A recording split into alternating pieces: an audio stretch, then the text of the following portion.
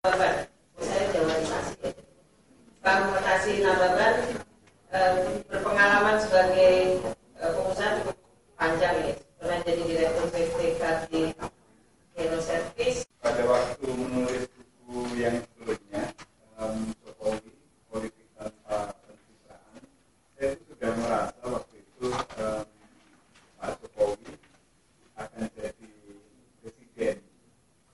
Kami itu berkenalan di Solo pertama kali. Saya waktu itu jadi komisioner di KPI, Komisi Penyiaran Indonesia, mengadakan rapat koordinasi nasional. Ini satu pencapaian yang luar biasa dari action plan yang sudah dia bikin sebetulnya bersama wakilnya, yang sekarang juga dikerjakan. Kita melihat bagaimana kota Solo berjalan dan jauh lebih nyaman daripada Jakarta di mana saya kuliah dulu di Gajah Mada. Ya, Assalamualaikum warahmatullahi wabarakatuh. Mas Bimo, pertama-tama kami atas nama Megawati Institut ya mengucapkan selamat. Buku ini buku yang sangat hebat, dipersiapkan dengan cepat, dan menurut saya Mas Bimo orang yang sangat produktif, karena tanggal 14 Maret itu diumumkan bahwa capresnya PDI Perjuangan itu adalah Pak Jokowi. Kemudian beberapa waktu kemudian, mungkin 2 bulan kemudian atau 1,5 bulan kemudian ya, buku ini kemudian terbit. 14 Maret itu adalah hari yang bersejarah bagi Mas Jokowi dan juga bagi saya, karena saya lahir pada 15 Maret.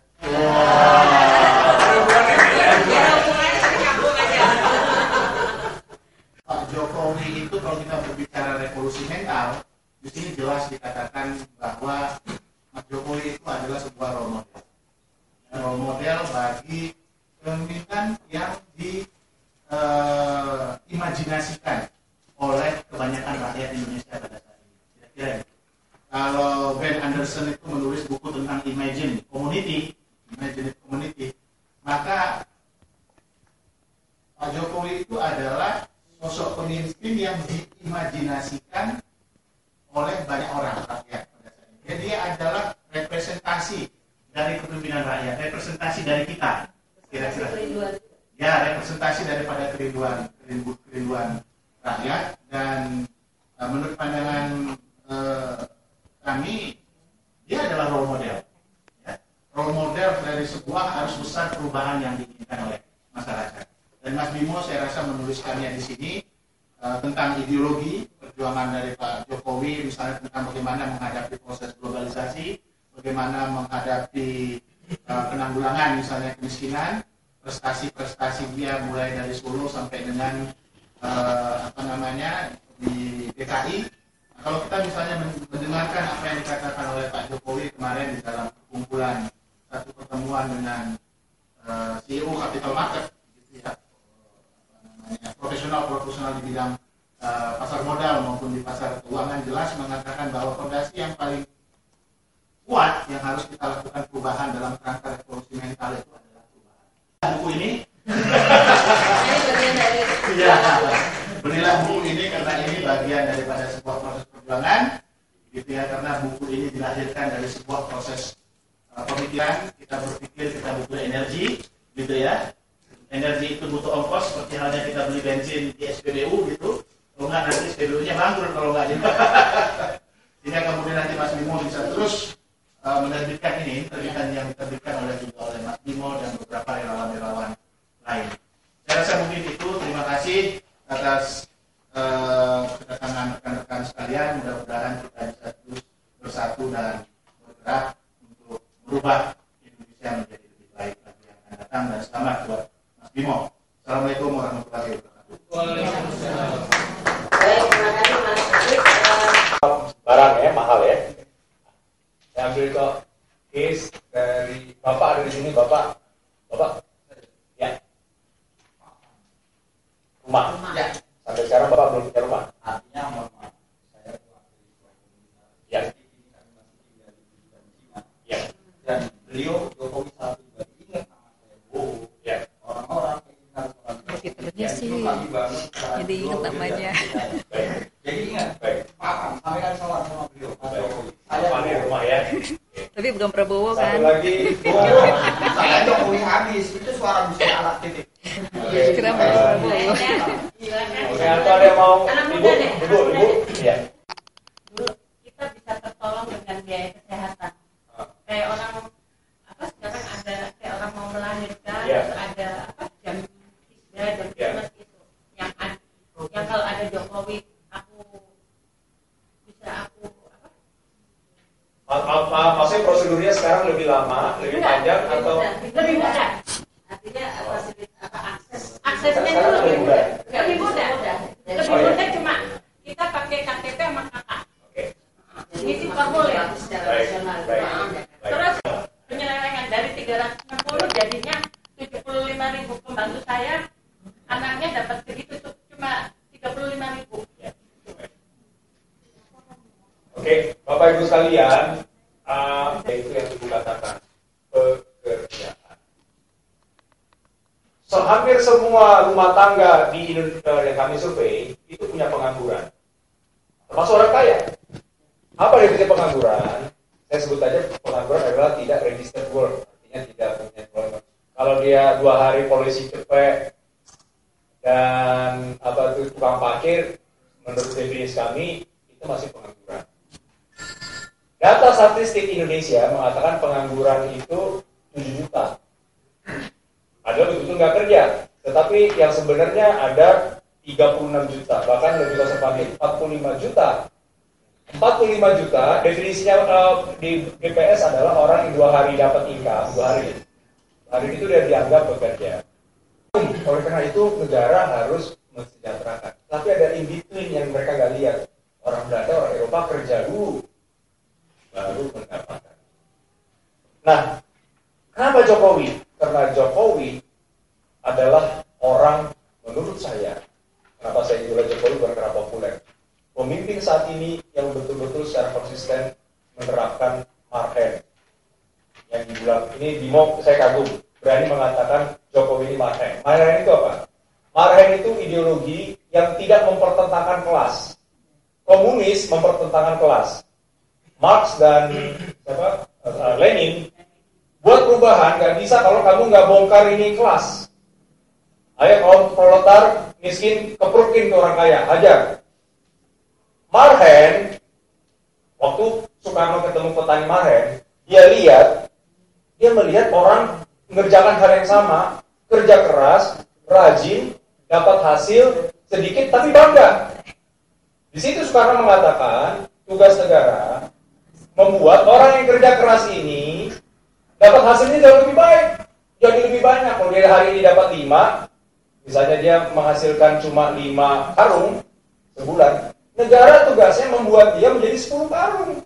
Sekarang, waktu itu sengaja ditutup oleh Bursa Efek Indonesia.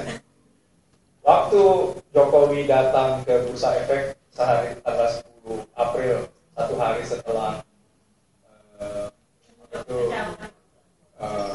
Pileg, dia kan nutup Bursa Efek sore-sore, itu spontan undangannya. Dia nggak pakai siapa-siapa, dia pakai cuma ajudan 1. Harga saham naik, dia bercanda, kalau gitu saya sering-sering aja kesini ya biar naik bursa saham. Ketawa-ketawa kan, yang bilang ini ketua Bursa Efeknya. Lalu kemudian ada banyak pertanyaan dari wartawan. Ini wartawannya wartawan spesifik mengenai bisnis. Ada yang saya nanya, kalau Jokowi tanya, Bapak punya portfolio nggak? Terus dia nanya, portfolio itu apa? Portfolio itu apa? Terus teman saya bilang, apa? Portfolio itu Pak, saham, obligasi, reksadana. Langsung dia cuma, oh itu toh. Gini, saudara Dede, kalau saya punya uang, saya nggak mau tuh beli saham, beli reksadana, nggak mau tuh beli apa tuh portfolio. Saya tuh maunya beli mesin supaya orang-orang yang kerja sama saya enak kerjanya, menghasilkan lebih banyak, dan dia senang, saya senang, sama-sama untung. Itu jawaban hebat, bagus. Dari hatinya, orang punya duit, dia bisa aja taruh uang di deposito, dia nikmati sendiri. Tetapi jawaban jujur, ini cepat jawabnya, bukan pencitraan, udah ada yang nyiapin ajudan nih Pak, jawabannya. Bukan. Dia bilang, uangnya saya taruh di mesin perkakas supaya karyawan saya kerja lebih cepat, lebih banyak hasilnya, dia senang, saya senang, produktif. Apa kata kuncinya? Produktivity. Produktivitas. Calon presiden, calon kuat, presiden negara besar yang tidak percaya kepada pasar bursa, bisa anjlok gitu. Langsung teman saya itu ketua bursa efek bilang ke wartawan, tolong ya jangan muat apa-apa. Ya, tapi bisa dijelaskan. Dia bisa jelaskan konteksnya lain. Cuma ini Pak, dalam hati saya terdalam. Indonesia bersyukur punya orang calon presiden dari hatinya dan contohnya mengatakan itu. Artinya apa? Kalau saya punya uang, saya nggak mikirin diri sendiri. Itu pertama. Dia bisa taruh uang, bunganya aja saya pakai untuk anak saya. Dari hatinya pengen orang produktif dan kerja. Memang akan nasionalisasi adalah isu besar, tetapi harus dijelaskan ke pasar begini. Kalau ini dilakukan seperti ini, taruhlah kepemilikan masih ada, tapi kan ada sekian persen dimiliki oleh pemerintah. Fungsinya dia untuk lingkungan lebih baik, lebih sustain, istilahnya sustainable. Kalau suatu bisnis berkesinambungan, itu ada nilai tambahnya, pasti pasar modal pun mendukung. Ini soal menjelaskan. Cuma kecurigaan dunia adalah, lu bilang begitu pasti di belakangnya ada maunya. Itu yang saya jelaskan. Nasionalisasi, Jokowi ada pengusaha, dia tuh akan namanya rasional. Dia tahu apa manfaat swasta, apa manfaat pemerintah. Tapi kalaupun dilakukan demi kepentingan rakyat, dia akan lakukan dengan berani. Kenapa dia berani? Karena dia tidak minta apa-apa. Itu yang kedua. Ini populis nasionalis. Kalau dari kami forum, kita punya tagline adalah Jokowi brings the job. Jokowi memberi pekerjaan. Thank you. Terima kasih tepuk tangan dulu. Saya rasa yang Satu hal yang sangat harus kita kerjakan dan tidak boleh ditunda. Beresin Tanjung Priok. Itu tiap hari uang itu habis. Gus Dur ketika jadi presiden impor gambar semua uang. Kesalahan ketika jadi Megawati maaf ya. Ketika Gus Dur turun pejabat dia supaya diganti jadi temannya Taufik Abdul Rahman Saleh. Itu rusak semua. Kita harus tuntut. Kita boleh cinta Jokowi, tapi maaf, bukan PDIP. Nah itu aja, terima kasih. terima kasih, silakan Bu. Pemikiran terdiri dari PDIP ya. Banyak pemikiran itu yang akan diperbarui kembali supaya sesuai dengan perkembangan zaman, sesuai dengan keinginan rakyat. That's why kenapa Megawati kemudian mencalonkan PDIP Pak Jokowi sebagai capres dari PDIP. Pertanyaan saya kemarin ada koalisi. Nah ini yang saya agak sederhana berpikirnya. Seberapa jauh Jokowi ini nanti akan bisa mempertahankan idealismenya dari tekanan koalisi ini. Karena ini saya lihat pemaparan Timur Speaker yang kedua Pak.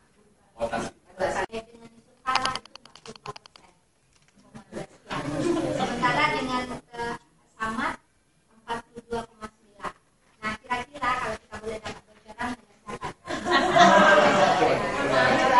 pertanyaan pertama. Pertanyaan kedua, kalau ditanya maunya saya apa, saya pribadi saya maunya kalau ditanya saya pribadi saya maunya udahlah kita masuk ke agama lagi. Ini pengalaman saya pribadi. Udahlah aku didukung Mulyadi. Karena sampai sekarang ditanya Islam. Kalau dari mana dari baru 2 tahun saya. Apalagi bahkan sekarang anaknya satu sudah bisa mengerti agama apa. Itu bagi saya sangat mengganggu. Dan saya pernah pengalaman jadi guru SMA itu malah kepala sekolah di hari Jumat masih ngomong seperti itu. Karena ada kewajiban memakai baju Islam. Jadi pertanyaannya Indonesia ini masih negara Bhinneka Tunggal Ika. Aku semua perda syariat di Indonesia kalau Jokowi menang. Tidak dialami lanjut. Mbak Eli pertanyaannya hampir sama dengan saya. Silakan Mas. Masalah yang harus sedikit yang pertama adalah kerjaan. Tapi saya juga misalnya punya pemikiran juga bagaimana dengan masalah-masalah pemberantasan korupsi di Indonesia ini yang bisa jadi juga memberatkan, jadi mulai dari daya saing juga dalam apa namanya seperti proses perizinan. Kalau Center for Gender Education seperti apa sih produk dari hasil kurikulum 2013? Saya nggak tahu, teman-teman di sini ada yang membaca belum? Saya baca itu tidak terlalu pintar juga membacanya.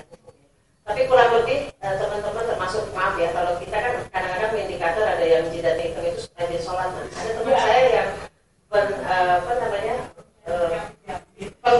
penggerak di bidang pendidikan dan dia sangat memperhatikan pendidikan. Dia bilang, bayangkan tahun 2020 anak Indonesia kalau ditanya bagaimana terjadinya gerhana matahari, maka jawabannya adalah itu sudah kehendak Allah.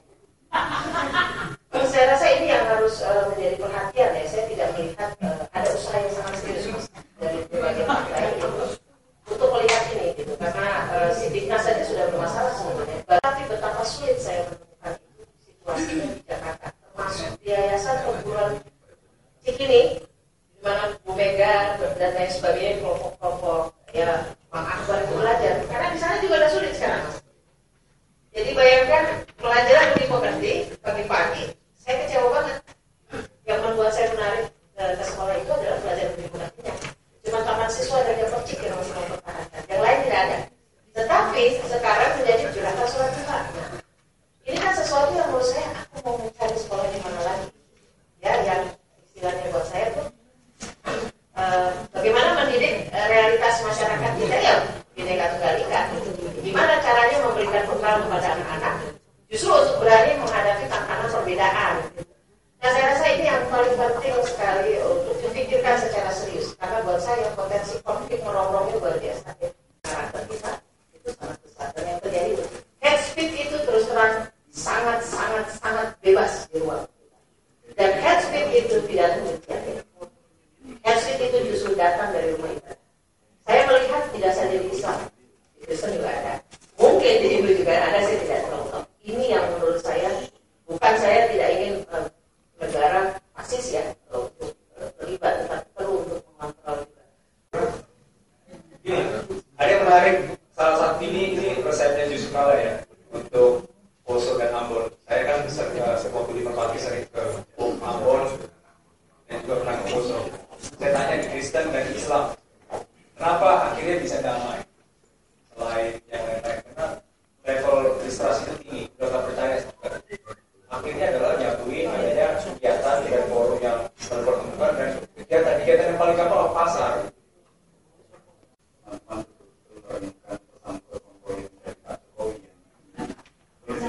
Beliau tulis tangan di tanda tangan tanggal 19 Maret 2014 ini ditujukan kepada semua relawan, baik di Monas Yatna, ada mereka yang mau melakukan kerja politik. Nah, apa yang tertulis di sini sama berulang kali disampaikan, apa yang menjadi titik berat otak kita yaitu sangat ekspektasinya terlalu besar. Jokowi yang saya kenal itu Jokowi yang mengerjakan sesuatu itu mungkin dari pendahulunya yang selama ini tidak dikerjakan gitu.